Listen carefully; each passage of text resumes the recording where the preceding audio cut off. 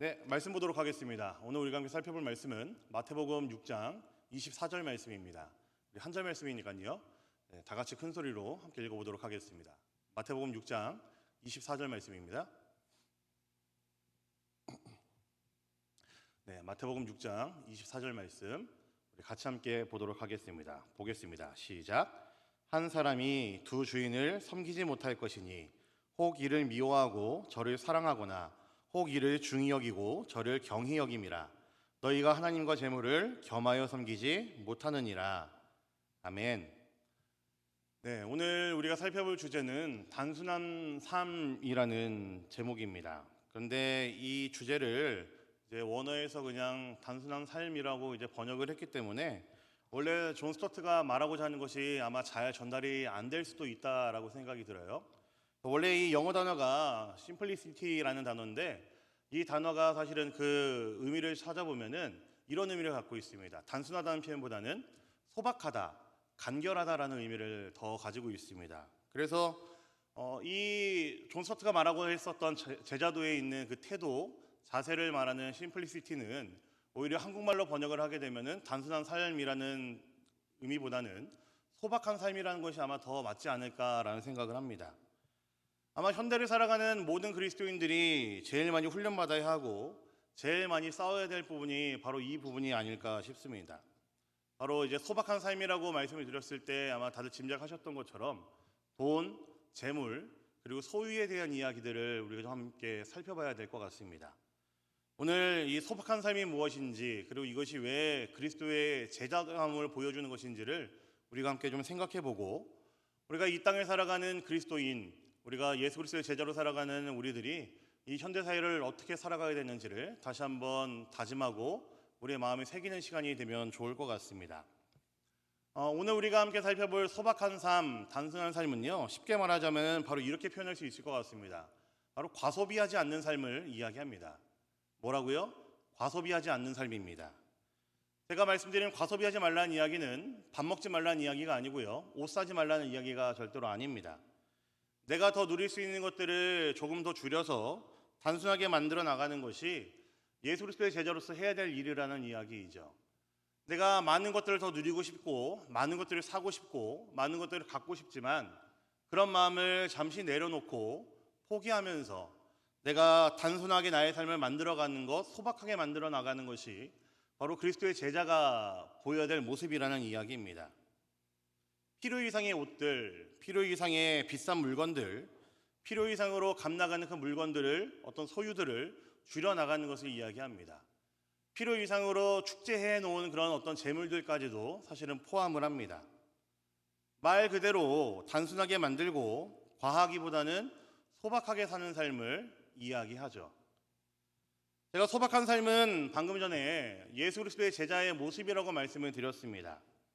근데 진짜 제자로서의 모습은, 정말로 예수 그리스도의 제자의 모습은 이 소박한 삶에서 끝나는 것이 아니고 과소비를 줄이는 것에서 끝나는 것이 아니고 사실은 한 발자국 더 나가게 되어 있습니다. 소박한 삶이라는 것이 단순히 절약하는 것, 과소비를 하지 않는 것, 그 정도에서 끝나는 것이 아니라 나의 줄이는 내용들을 가지고 더 적극적으로 내 주변에 있는 이웃들을 도와주는 데까지 나아가는 것, 내 주변에 있는 연약한 자들을 살피고 그들을 실제적으로 돕는 데까지 나아가는 것이 진짜 제자로서의 모습이라는 이야기이죠. 단순히 우리의 과소비를 줄이는 것에서 끝나는 것이 아니라, 나의 저축하고 저금을 드는 것에서 끝나는 것이 아니라, 나의 줄인 그 내용들을 가지고 내 주변에 있는 이웃들에게까지 나누는 데까지 나가는 것, 베푸는 자리에까지 나가는 것이 진짜 제자의 모습이고 소박한 삶이 말하는 그 진짜 모습이라는 이야기입니다. 정의를 행하는 데까지 나아가는 것이죠. 우리 하나님께서는 우리 모든 하나님의 백성들이 연약한 이웃을 돕는 것을 원하셨습니다. 우리가 어떻게 해서든지 세상 가운데서 정의를 행하고 우리 주변에 있는 연약한 자들, 가난한 자들, 가여운 자들을 찾고 그들에게 우리의 시선을 두고 그들을 돕는 것을 우리 하나님께서는 원하셨습니다. 우리가 그렇게 그들을 도움으로써, 그들의 베품으로써 이 땅 가운데 정의를 구현해 나감으로 하나님 나라가 분명히 있음을 보여주는 것이 바로 하나님께서 우리를 이 땅에 보내신 목적이고 사명이라는 이야기입니다. 그래서 성경 곳곳에 보시면은 가난한 자들을 어떻게 도와야 되는지를 이야기하는 본문들이 많이 나옵니다. 특히나 구약에 그 이야기가 많이 나오는데 제가 말씀을 한 절 준비해 봤습니다. 신명기 15장 7절과 8절 말씀 우리 함께 보도록 하겠습니다. 신명기 15장 7절 8절입니다. 같이 함께 보겠습니다. 시작. 내 하나님 여호와께서 내게 주신 땅 어느 성읍에서든지 가난한 형제가 너와 함께 거주하거든 그 가난한 형제에게 내 마음을 완악하게 하지 말며 내 손을 움켜쥐지 말고 반드시 내 손을 그에게 펴서 그에게 필요한 대로 쓸 것을 넉넉히 구워주라. 하나님께서 이스라엘 백성들에게 주셨던 엄하게 주셨던 명령 중 하나는요, 연약한 이웃을 돌보라는 것이었었습니다. 어떻게 도우라고 말하고 있습니까? 방금 읽은 이 본문은 사실 안식년에 관련된 명령인데, 안식년에는 빚을 다 면제해주고 구워준 것은 받지 말고 가난한 이웃이 보이거든 그에게 얼마든지 넉넉하게 구워주라고 아주 자세하게 분명하게 명령을 하고 있습니다. 사실 지금 읽은 이 신명기 15장 말씀은 안식년에 집중이 되어 있긴 하지만 레위기에도 사실 이거와 비슷한 이야기가 나오고요. 구약 곳곳을 보시면은 가난한 과부, 연약한 자들, 가난한 자들을 도우라는 이야기가 계속해서 나오고 있습니다. 하나님의 관심사는 분명히 있습니다. 가난한 이들을 도와주는 것이 하나님의 관심사였고 조금 더 누릴 수 있는 우리가 그것을 떼어서 그들의 궁핍함을 덜어주는 것이 바로 하나님 나라의 백성들이 그리고 하나님 나라의 공동체가 해야 되는 일이었다는 것이지요. 우리가 이 명령을 따를 때에 우리는 정말로 하나님 나라를 경험할 수가 있습니다. 하나님의 이 명령들이 그저 우리에게 스쳐 지나가는 명령이 아니라 우리가 하나님의 명령을 진심으로 따르고 우리가 우리의 삶에서 실제로 이루어낼 때에 우리는 하나님 나라를 직접 경험할 수 있고 맛볼 수가 있다라는 이야기입니다. 우리 청년들은, 우리 성도들은 우리 주변에 있는 연약한 이웃들을 찾으시면서 혹시 그들을 도와주신 적이 있으십니까? 경험이 있으십니까? 아마 조금씩 아마 다들 있으시리라 생각을 합니다. 제가 21살 때 방글라데시로 이제 단기 선교를 갔었는데 그 의뢰하는 것처럼 단기 선교 간다 그러면 교회에서 여러 가지 많은 프로그램들을 준비를 해가잖아요. 근데 저희 때는 좀 꽤 옛날이었고 제가 21살 때니까 꽤 옛날이잖아요. 그때는 그런 것까지 준비했었습니다. 태권도로 이게 춤추는 거, 뭐 부채춤까지도 이제 준비를 해갔을 정도로 굉장히 열심히 이제 준비를 해갔었죠. 그래서 그 방글라데시에 있는 다카라는 곳에 가서 이제 많은 사역들을 좀 하면서 교회들을 둘러보고 그리고 여러 신학교들을 둘러보면서 그런 사역들을 이어갔었는데 제가 지금도 그 방글라데시에 비전 트립을 갔을 때 단기 선교 갔었을 때 있었던 일들 좀 생각해 보니까 제일 제 머릿속에 남아있는 기억은 다른 게 아니고 어려운 이웃을 도와줬던 일이었었습니다. 방글라데시는 좀 우리가 알고 있는 것처럼 우리나라보다 좀 못 사는 나라죠. 굉장히 낙후된 나라입니다. 그것은 이제 초빈민 마을들이 어디에 형성이 되냐면은 이제 철로를 따라서 형성이 된다고 그래요. 철로 주변에 보시면은 이제 조그마한 텐트를 치고서 살고 있는 사람들이 옹기종기 모여 있습니다. 근데 이미 그 철로 근처까지 와 있다라는 이야기는 그들 주변에 있는 좀 어려운 사람들이 모여 사는 그 마을에서 이미 입주 경쟁에서 실패한 사람들이 몰려온다라는 이야기입니다. 거적대기 몇 개 나무까지 걸쳐서 이렇게 삼각형을 만들어서 텐트를 치고 비를 겨우 피할 수 있을 정도, 아침에 이슬을 피할 수 있을 정도의 그런 텐트를 좀 치고 거기에 사람들이 모여 삽니다. 그런데 그들의 행색이요 너무너무 안 좋아요.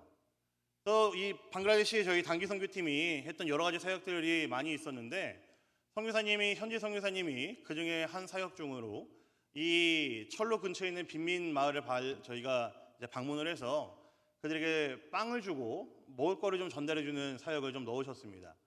그래서 어느 정도 교회에서 예산을 잡아와서 이제 빵을 구매를 했죠. 그래서 마트에 들어갔는데 이미 저희가 가지고 온 그 예산 자체가 굉장히 크기 때문에 마트에 있는 빵들을 저희가 전부 다 이제 살 수 있을 정도의 그 금액이 되었더라고요. 그래서 그것을 전부 다 구매해서 그 마을에 가고 하나씩 이제 빵을 넣어주는데 저는 깜짝 놀랐습니다. 요즘 그 TV나 영화를 보면 좀비가 있잖아요. 좀비가 등장하잖아요. 좀비 행색이 어떻습니까? 좀 뚱뚱한 좀비보다는 이제 삐쩍 마르고 이제 팔다리가 앙상한 사람들이 좀비잖아요. 걸어 나오는 것도 이제 좀 기괴하게 걷고 제대로 이제 걸음을 걷지 못하는 그런 사람들이 텐트에서 막 67명씩 따라 나오는데 너무너무 행색이 안 좋아서 가슴이 너무 아팠습니다. 더 가슴이 아팠던 것은 그 좀비가 어른들만 있는 게 아니었고요. 어린아이들 좀비도 너무나 많았다라는 거죠. 그래서 그들에게 빵을 이제 하나씩 두 개씩 나눠주면서 이미 트럭 뒤에 트렁크에 가득 실어왔던 그 빵들을 전부 다 나눠주게 되었습니다. 그래서 이제 본부로 돌아와서 이제 베이스 캠프로 돌아와서 그냥 하루 있었던 일들을 좀 이야기하면서 좀 이제 피드백을 좀 하는데 저희 팀원들 모두에게 가장 기억에 남는 것이 무엇이냐라고 물어봤더니 단연 다들 그 비민마을에 가서 빵을 나눠준 것이 제일 기억에 남는다고 이야기를 하더라고요. 저희가 그 연약한 자들, 그 가난한 그들을 보면서 눈물을 흘리면서 엄청나게 기도를 했고, 저희가 성교사님께 간곡하게 요청을 해서 저희가 이제 갖고 온 예산은 다 썼지만 저희가 가져온 개인적인 사비들이 있으니까 한 번 더 하게 달라고 저희가 부탁을 드렸습니다. 저희가 한 7명이 모여서 자기들 사비를 내서 빵을 또 한 번 샀는데, 그게 이제 마트 하나를 털었던 그 예산이 아니고 마트를 2개를 다 이제 털 정도로 큰 돈이 되어서 그걸 또 한 번 나눠줬던 기억이 있습니다.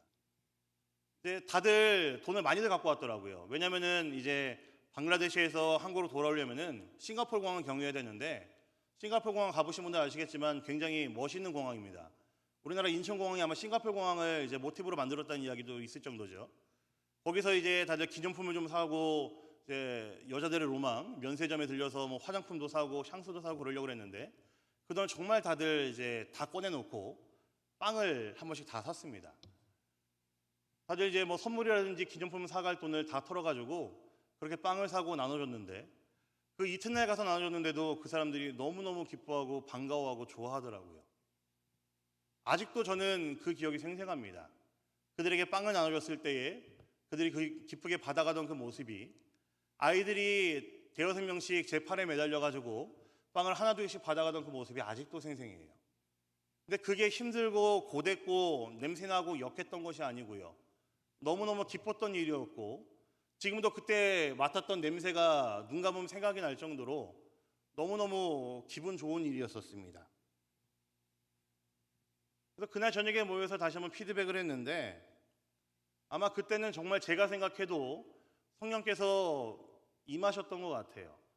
다들 그 방글라데시에 있는 가난한 영혼들을 위해, 그리고 세상 도처에 있는 가난한 이들을 위해서 눈물을 쏟아내면서 뜨겁게 기도를 했고, 하나님께서 분명히 우리의 모임 가운데 일하셨다는 생각이 분명하게 확신이 들었을 정도였습니다. 그때 그 순간만큼은 저랑 그 팀원들 모두가 다 하나님 나라를 경험했다는 이야기이죠. 여러분, 하나님 나라는요, 이런 빵을 받은 사람만이 경험하는 게 아니고요, 도움을 받은 사람만이 경험하는 게 아니고요, 먼저 건네준 사람도 경험을 할 수가 있습니다.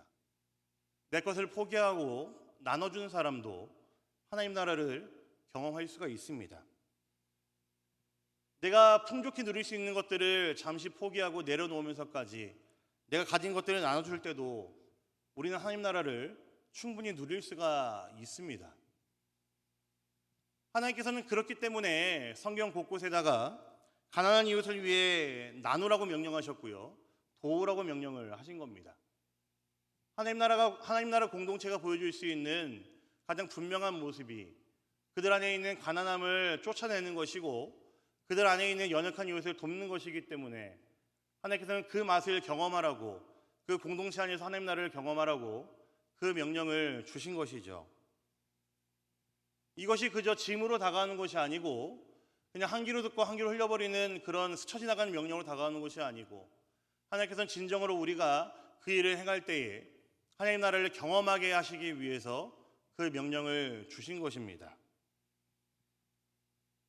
예수 그리스도의 제자로서 보여야 되는 소박한 삶은 과소비 그리고 과한 축제를 포기하는 것입니다. 내가 어느 정도 누려오던 것들 조금이나마 과한 것이 있다고 한다면은 내려놓는 것이 소박한 삶으로 나아가는 방법입니다. 그리고 제가 방금 말씀드렸죠, 거기서 끝나는 것이 아니라 더 적극적으로 우리는 한 발자국 더 나아갈 필요가 있습니다. 포기한 그것을 가지고 우리 주변에 있는 연약한 이웃을 도울 때에, 우리 주변에 있는 가난한 자들을 우리가 도울 때에 우리는 정말로 그리스도의 제자다운 모습을 세상 가운데 보인다라는 이야기이죠. 그렇다면은 소박한 삶을 살기 위해 과소비를 줄이고 축제를 포기하고 나누는 삶을 살기 위해 여러분 필요한 것이 무엇일까요? 저는 답은 이거 하나라고 생각합니다. 만족하는 겁니다.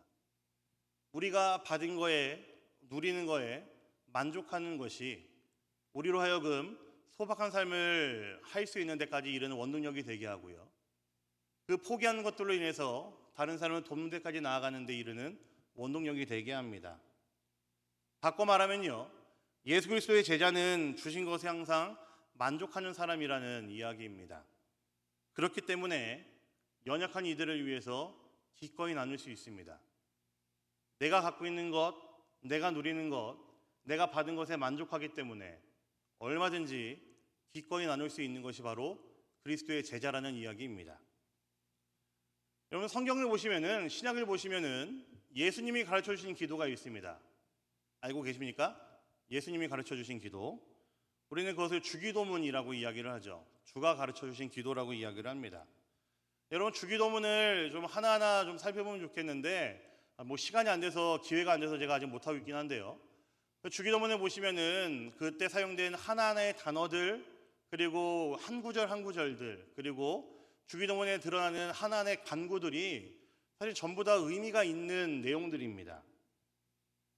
주기도문을 이제 크게 큰 덩어리로 구분하면은 두 개의 카테고리를 묶어서 구분을 할 수가 있습니다. 두 개의 간구가 있습니다. 하나님을 위한 간구가 처음에 나와요.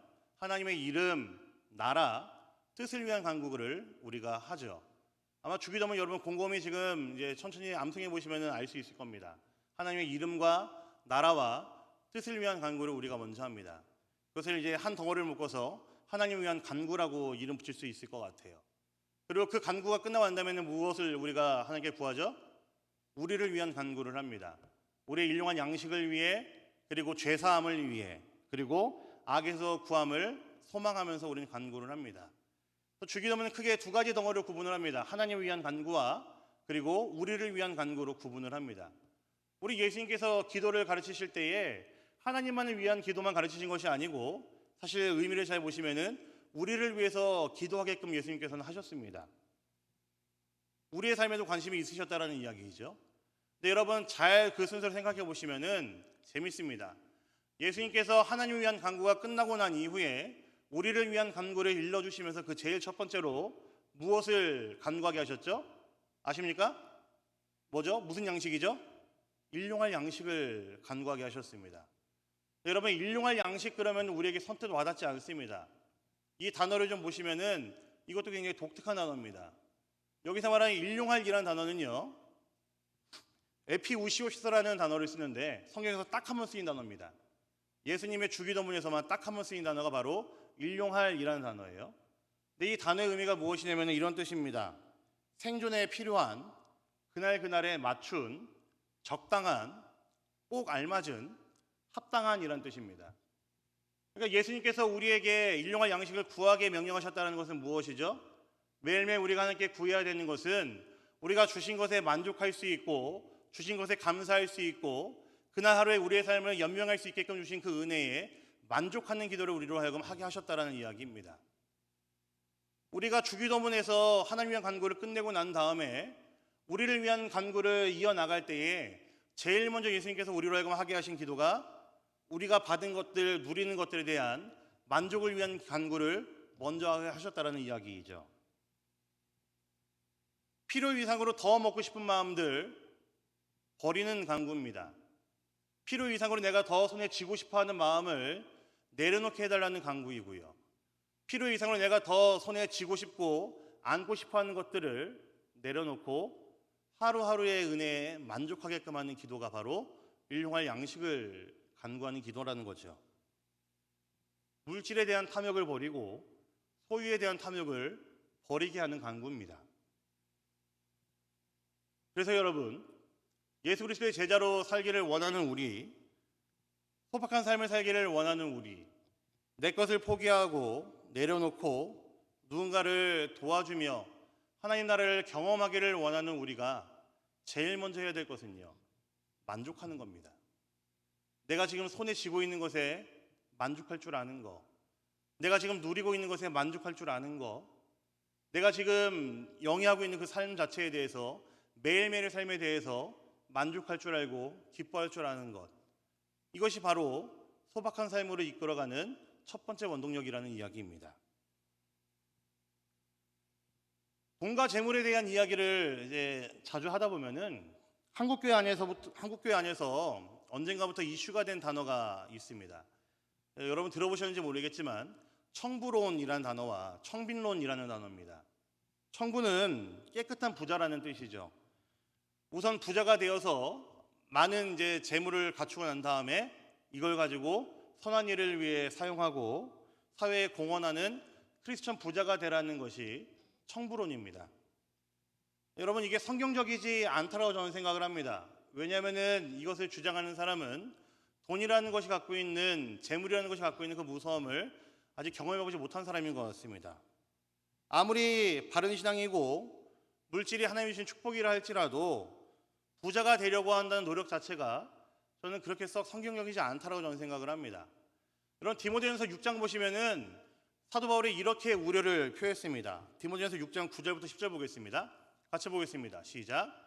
부자라는 자들은 시험과 올무와 여러 가지 어리석고 해로운 욕심에 떨어지나니 곧 사람으로 파멸과 멸망에 빠지게 하는 것이라.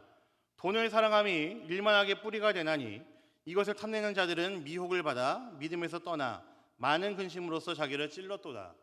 9절 처음에는요 이렇게 되어 있습니다. 부하려 하는 자들, 조금이라도 많이 누리길 원하는 사람들, 부자가 되길 원하는 사람들은 이미 그 돈이 주는 무서움을, 돈이 주는 그 파워를 모르고 이야기하는 거죠. 저는 사실은 청부론은 썩 맞는 말은 아니라고 생각을 합니다. 청빈론은 뭡니까 여러분? 말 그대로 깨끗한 가난이라는 이야기입니다. 부함보다는 오히려 가난함을 쫓으면서 그로 인해 얻게 되는 여러 가지 어려움들, 이제 고난들, 고통들이 내 영혼을 맑게 해주고 더 신앙의 성숙도를 올려준다라고 하면서 추구하는 것이 바로 청빈론자가 하는 이야기입니다. 정신이 깨끗해지고 어떤 이제 물질에 대한 소유를 완전히 버림으로써 나를 좀 고통스럽게 하더라도, 많이 고통스럽게 하더라도, 헐받는 한이 있더라도 내가 내 정신을 맑게 유지하는 것이 참된 신앙이다라는 것이 바로 청빈론입니다. 저는 근데 사실 이것도 그렇게 성경적이지 않다라고 생각합니다. 왜냐하면 아까 신명기 말씀 가지고 제가 예를 든 것처럼 하나님께서는 공동체 안에 있는 가난한 자들을 도우라고 명령하셨습니다.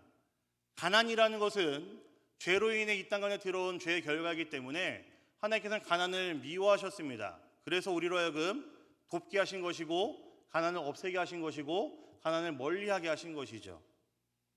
그렇기 때문에 일부러 가난한 자가 되어서 내가 신앙을 맑게 유지한다는 이야기는 조금 앞뒤가 맞지 않는 내용입니다. 예수님의 치료를 받기 위해 일부러 몸에 자해하는 것과 비슷한 모습을 생각해도 될 것 같습니다. 어쨌든 청빈론 자체도 저는 그렇게 성경적이지 않다고 생각합니다. 성경적인 재정, 돈, 소유에 대한 분명히 균형 있는 가르침은 저는 어떠한 목표나 꼴을 보고 사는 것이 아니라고 저는 생각합니다.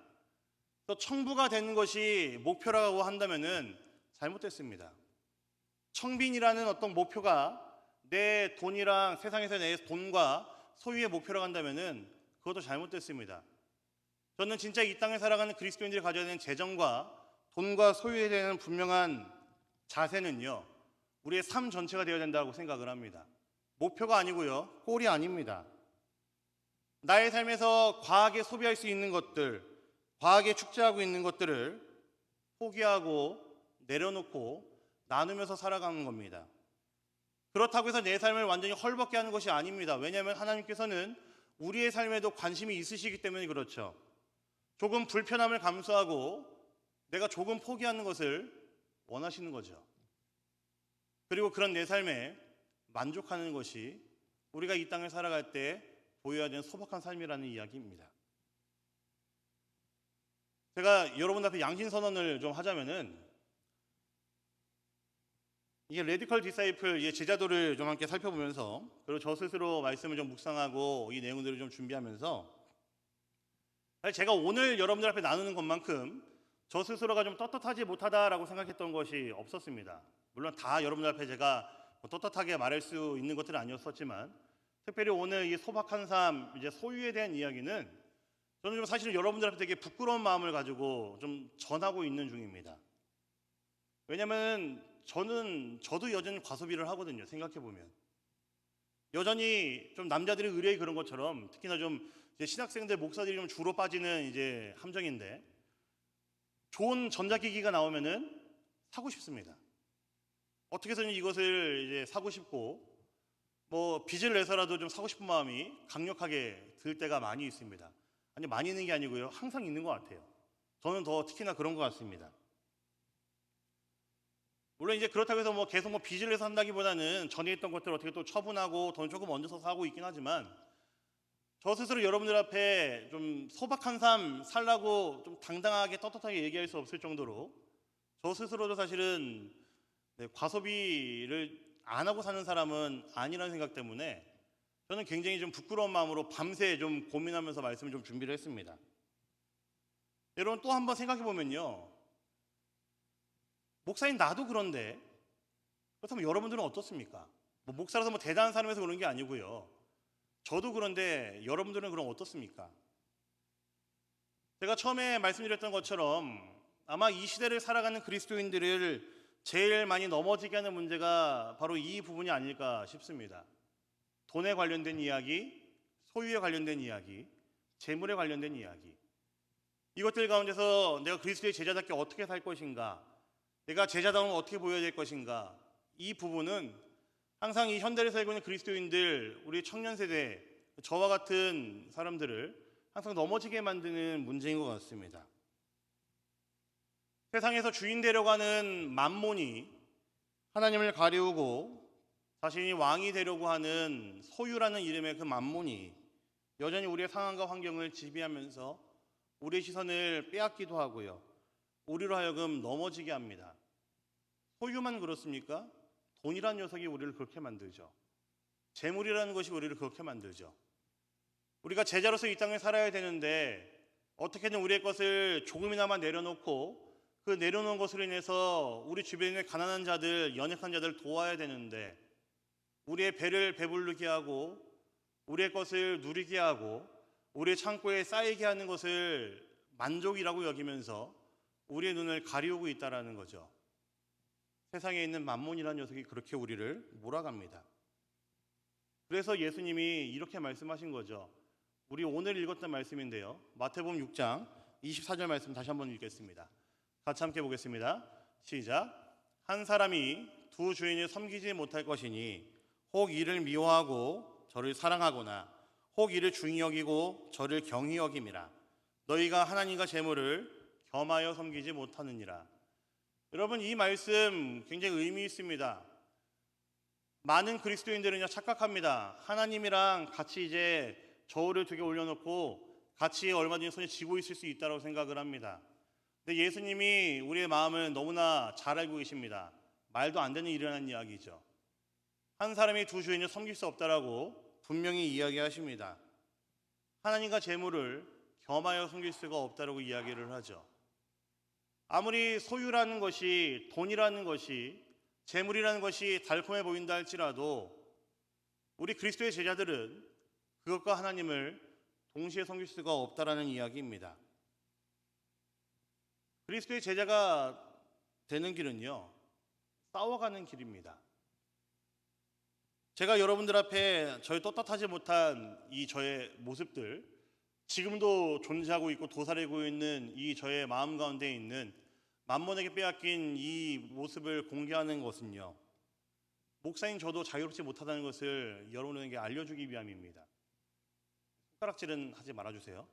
제가 최대한 이제 포기하려고 하고 회개하는 마음으로 이번 한 주간 좀 많이 좀 마음이 속상했습니다. 저 스스로의 어떤 바닥을 보게 된 것 같아가지고 그만큼 우리를 시시각각으로 공격하는 이것이 위험하다는 것을 여러분들에게 알려주기 위함입니다.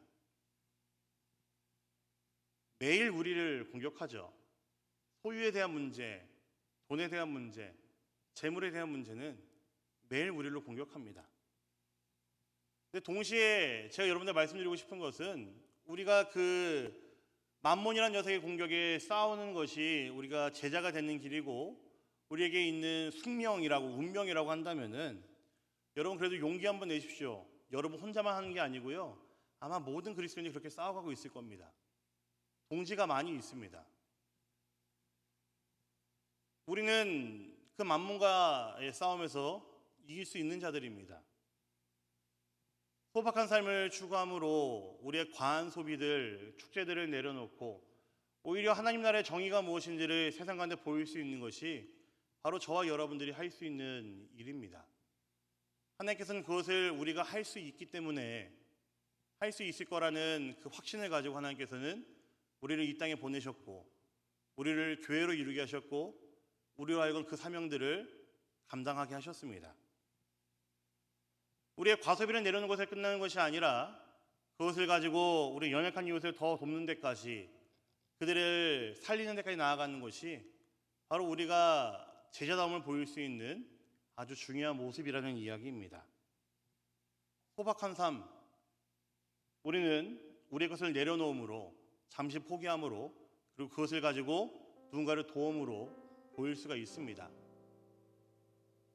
그 일을 이루게 하는 것은 우리가 받은 것에 만족하는 마음입니다.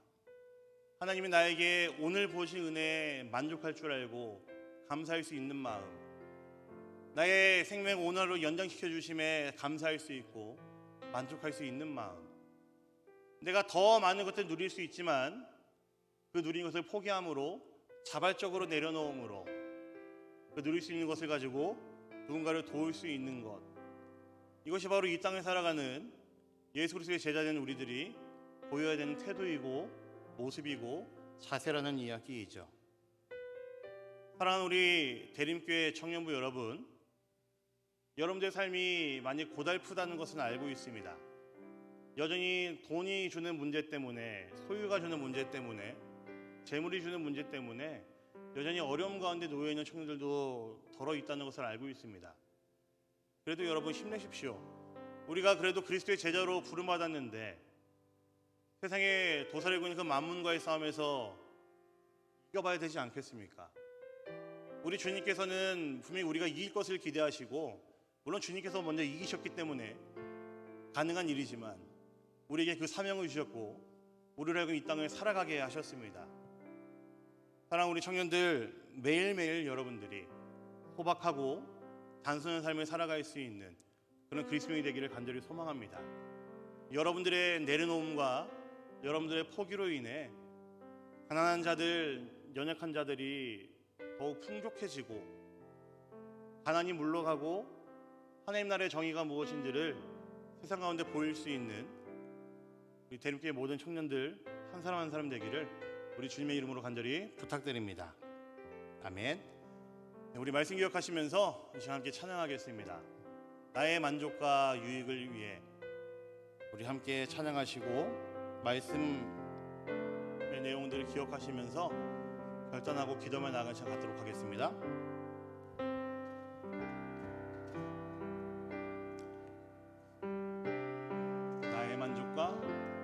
나의 만족과 유익을 위해 가지려 했던 세상 일들 이젠 모두 다 해로 여기고 주님을 위해 다 한 번 더 고백할까요? 나의 만족과 유익을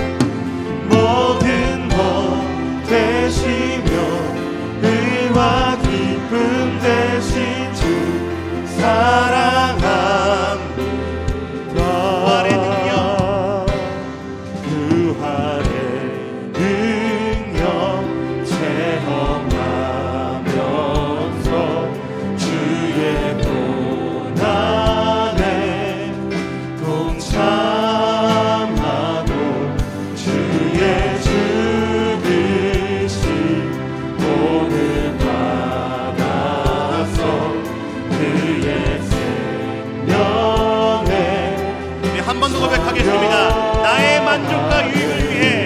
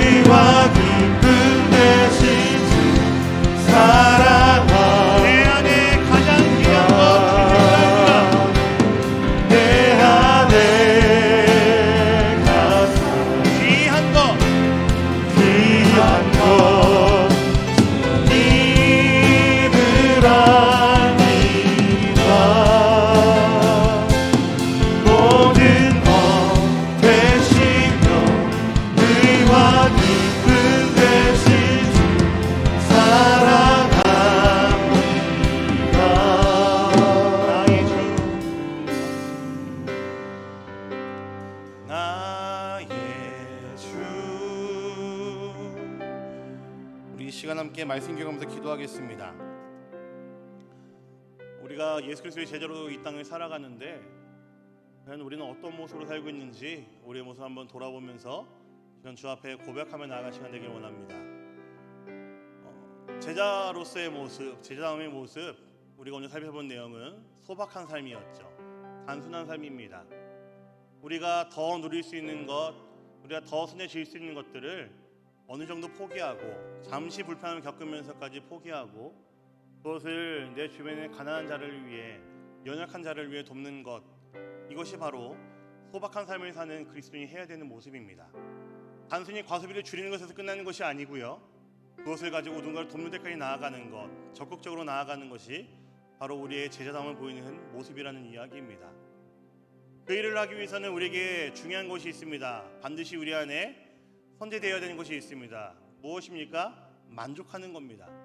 하나님은 내 삶을 다스리고 계심에 만족하고, 내 삶을 이어가여 주심에 만족하고, 내가 누린 은혜에 만족하고 감사하는 것, 하루하루 내가 살아갈 수 있음에 만족하는 것, 이 마음이 먼저 있어야지 우리는 소박한 삶으로 나아갈 수가 있을 것 같습니다. 우리 시간 함께 기도할 때에 아까 부족한 저의 고백을 들으신 것처럼 우리도 함께, 여러분도 함께 이렇게 고백하면 좋겠습니다. 주님, 제 안에 과하게 소비했던 것이 있다고 한다면은, 과하게 비싼 것을 손에 쥐고자 했었고 내 손에 더 많은 것을 가지고자 하는 그런 마음이 있었다고 한다면 주님, 이 시간 내려놓게 하여 주시옵소서. 오히려 나의 것을 포기하고 내려놓음으로, 감춤으로 인해 주께서 허락하신 가난한 이웃들을, 그들을 돕는 일에 앞장서는 내가 될 수 있게 하여 주시옵소서. 내 삶에 만족할 수 있는 은혜를 허락하여 주시고 내 삶을 이끌어주신 주의 그 은혜에 감사하며 살아갈 수 있는 그런 주의 백성들, 예수 그리스도의 제자들 될 수 있도록 이 시간 우리의 마음 가운데 역사해 주시고 은혜를 주시옵소서. 우리 그런 간절한 마음을 가지고 이 시간 함께 말씀 기억하시면서 기도하며 나아가도록 하겠습니다.